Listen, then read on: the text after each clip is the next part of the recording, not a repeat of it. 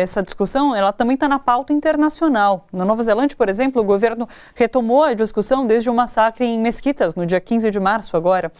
Quem tem mais informações sobre essa discussão mundial em relação às armas é a repórter Cisa Soriano, direto da redação do Bom para Todos. Cisa, tem novidade nesse caso do ataque, por exemplo? Oi, Thalita, tem sim. A primeira-ministra da Nova Zelândia, ela anunciou a criação de uma comissão que vai investigar todos os departamentos de Estado relacionados à segurança para saber o que eles poderiam ter feito para evitar o massacre. Ou seja, qual é o papel desses órgãos ligados à segurança, o que eles podiam ter feito ou não. E logo depois do ataque, o governo da Nova Zelândia mudou imediatamente a sua política de armas, né? Alguns modelos de armas foram proibidos e até se falou em banir a comercialização de armas. Alguns moradores da Nova Zelândia chegaram a entregar as suas armas, a devolver suas armas espontaneamente após o atentado.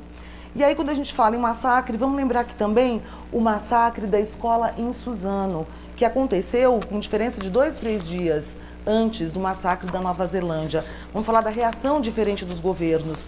Aqui no Brasil, o Bolsonaro só se manifestou a respeito do ataque 6 horas depois que ele ocorreu. E foi para manifestar solidariedade com as famílias, né?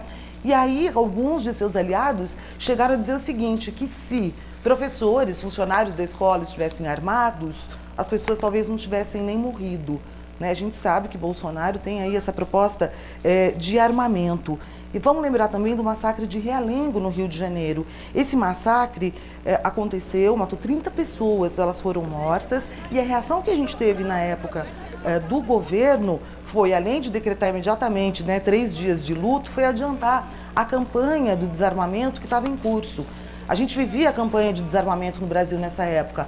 As pessoas entregavam sua arma na Polícia Federal, não precisavam nem explicar a procedência dessa arma e recebiam R$400. A gente vivia um momento bem oposto ao que a gente vive hoje.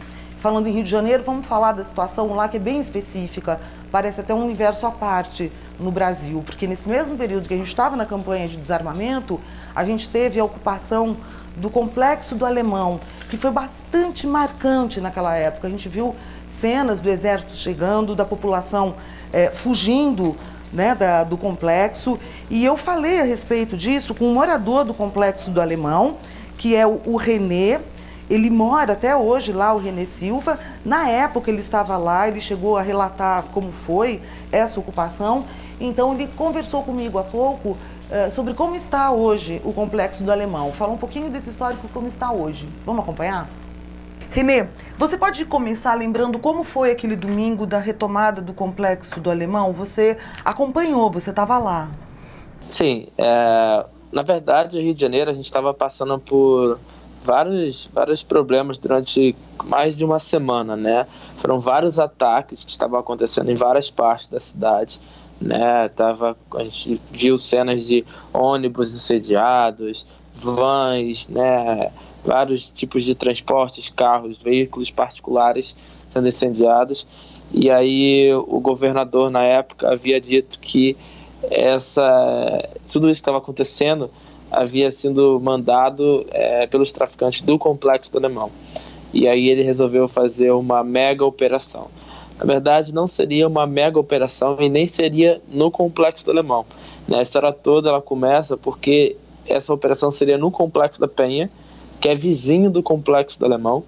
E aí só teve aquela cena da fuga dos traficantes do Complexo da Penha para o Alemão, pela Serra da Misericórdia, que todo mundo ficou conhecendo aquelas imagens mundialmente, né, que rodaram, foi transmitido ao vivo. E aí eles foram para o Complexo do Alemão.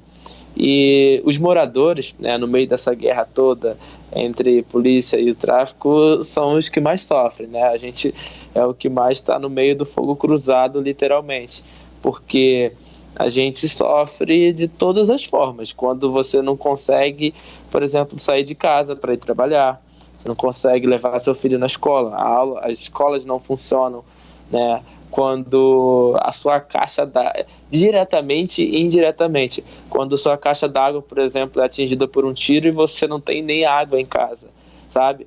Coisas do tipo que aconteceram durante todo esse período né, da ocupação lá no Complexo do Alemão, que muita gente chama da invasão da polícia no Complexo do Alemão em 2010. Né? Pois é, eu queria que você relatasse esse período, porque foi 1 ano e meio de ocupação do Exército, chamado de Força Pacificadora.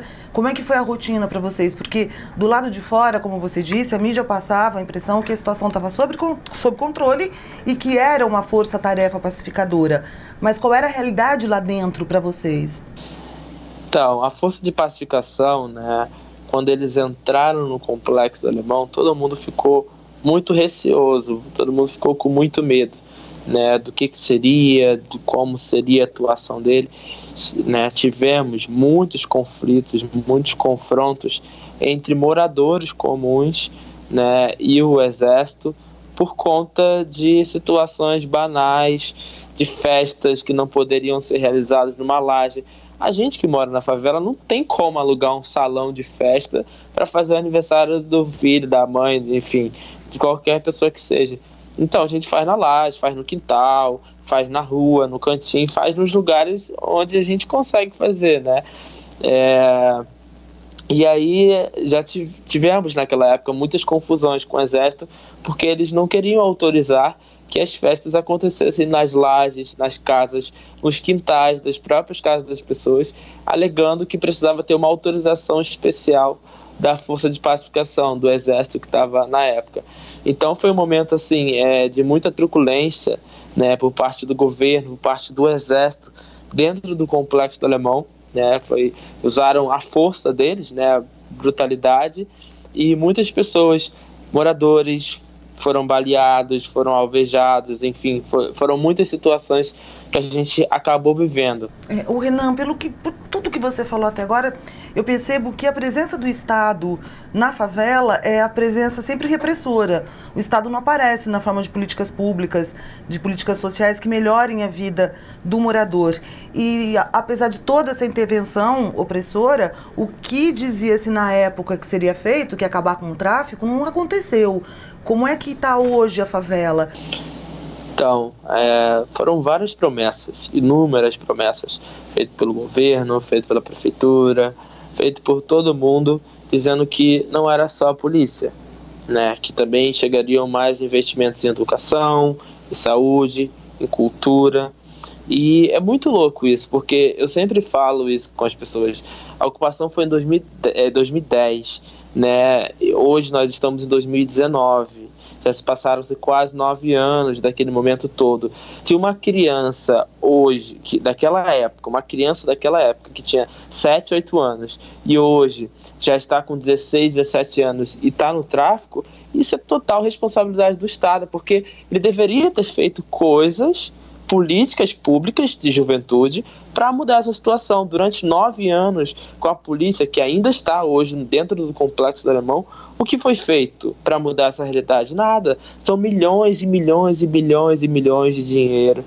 São gastos diariamente, mensalmente, anualmente, e durante esses 9 anos, se você fizer um levantamento e ver quantos milhões foram gastos em segurança pública e qual o resultado disso, você não consegue medir. Se esse mesmo investimento de milhões fosse feito em educação, em cultura e saúde, o quão diferente seria hoje o Complexo do Alemão, consegue entender?